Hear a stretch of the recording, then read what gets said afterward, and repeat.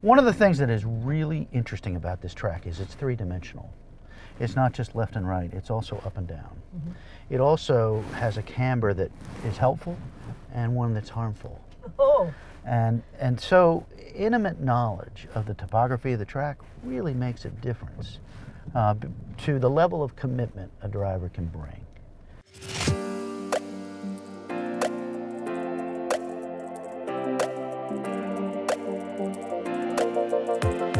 So one of the great things about VIRginia International Raceway is, I hate to say it, but she's a grand old lady of the first big wave of major road courses in North America.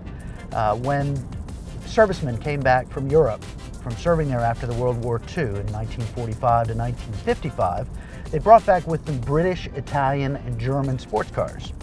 And the armed forces, General Curtis LeMay, who was the head of the Air Force, used to allow them to drive on airports, on naval bases. And pretty soon it was so popular they didn't have room or time or days to do it. Between the period of 1955 and 1957, there were 5, 6 major racetracks built in North America, and VIRginia International Raceway was one of them. It was put together by 3 Sports Car Club of America members from Greensboro, North Carolina, who scoured the countryside for a big enough plot of land that they could really build a very challenging, large-scale racetrack. And so in 1956, they broke ground.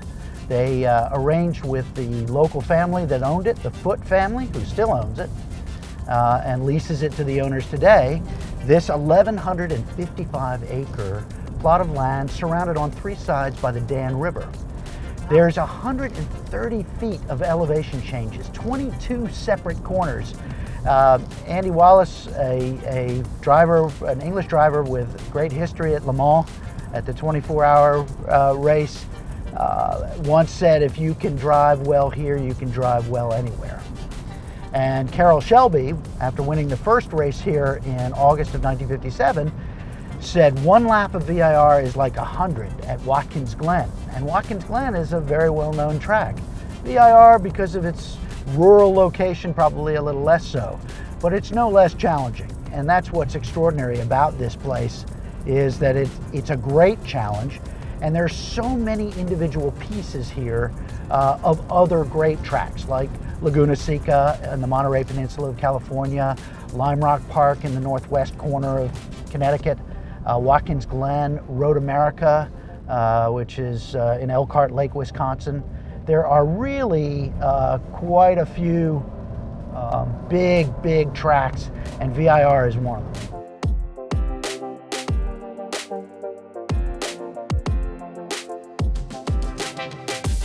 You know, it's interesting, we're on the back straight right now, and this, first off, is anything but straight, and anything but level.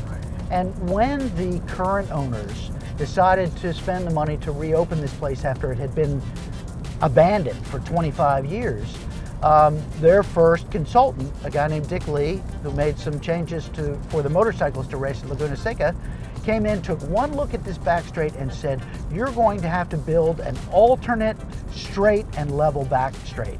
And I'll never forget it. Harvey and Connie both stamped their foot down and said, no, we are not going to do that. Our goal is to put this track back together again, 100% center line justified, which means the track might be wider and it might be smoother, but it is 100% exactly flowing and going as it did before. So the track was very popular early on. People like Roger Penske, Bob Holbert, all raced here and won here, Carroll Shelby, all the greats. And over time, it became more and more difficult to get people to come out and do things.